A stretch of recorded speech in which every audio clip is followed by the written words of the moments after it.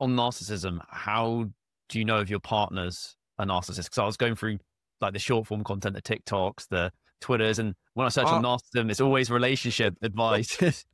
yeah. Unfortunately or fortunately, about, oh my goodness, about 20 years ago, I studied narcissism. I thought, I bet I could make this a national conversation. And it's worked. Everyone talked about narcissism. The problem is that no one knew what the heck they were talking about. And what it got translated, narcissism got translated into sort of a generic term for a jerk ex-boyfriend I don't like, who doesn't care about my needs as much as his own needs. And then people started doing these things like, what are the 20 red flags for somebody's a narcissist or whatever. And I try to help people with that. The problem is that if you look at all the research, if you meet somebody who's grandiose narcissist, initially, you're probably going to have a little bit of liking for them, especially if they're more extroverted. I always use the example of the Tiger King, but that's probably now dated. I don't know. I need another example. So they usually, and it's hard to know just from talking to them. If you're talking to somebody extroverted and confident, you're probably going to like them. So if I meet somebody I really like, I always go, that's a red flag. But I don't recommend that to people. What I try to do is to suggest to people to look at their history and to look at how they treat others that are lower than them on the status hierarchy. One thing we say in psychology is that the best predictor of future behavior is past behavior, meaning that people are consistent. That's the basis of personality psychology, is we have this consistency across time and situation. That's a signature of our personality. That's why we're not interchangeable. We're just different people.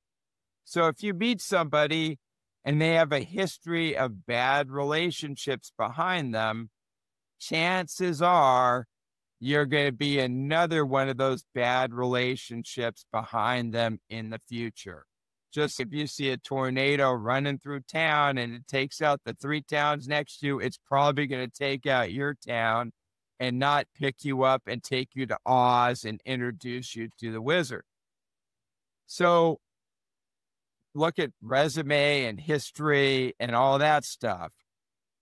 Look at how people treat people below them. If people are dismissive, if they're cruel, contemptuous to people below them on a dominance hierarchy, especially in our culture, it's just a little bit of a red flag. I guess maybe in England, if you're upper class, you're allowed to be snotty to lower class. Does that still happen? I don't know. It does. Yeah. I'm sorry.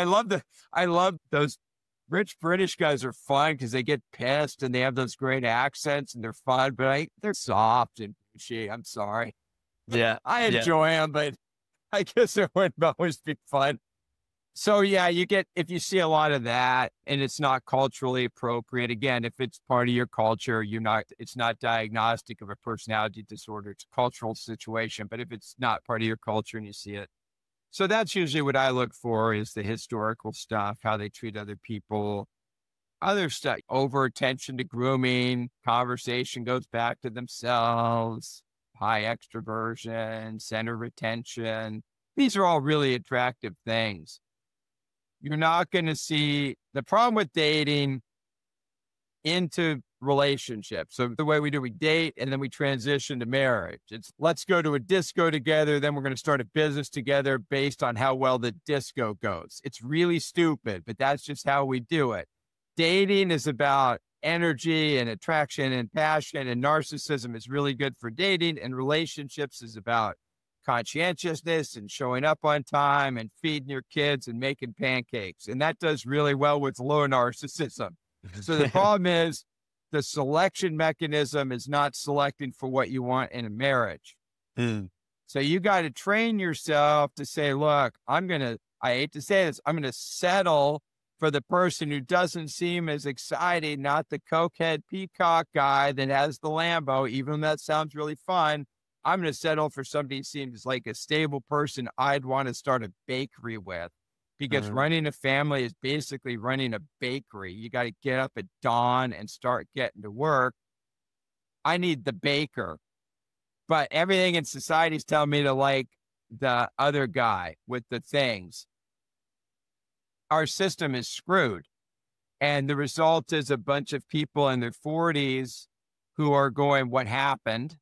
And you're seeing this culturally with especially women getting 35, 40, where they're like going, I wanted to have kids. I want to have a family. My biological clock is ticked. And that's really sad. At least I will say, at least women can make friends at 45 or 50. Yeah. When you see a 50-year-old guy and he's going, gee, I'm going to date a bunch of 20-year-olds, and the 20-year-olds look at you like, get away from me, granddad creep face.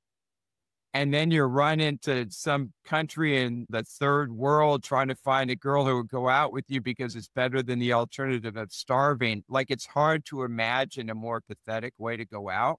So there's a lot of focus on women ending up alone, but men ending up alone actually do worse just because women they like each other. They're mean, but they form friendships. They make friends, They make friends. They go out. And guys used to do that.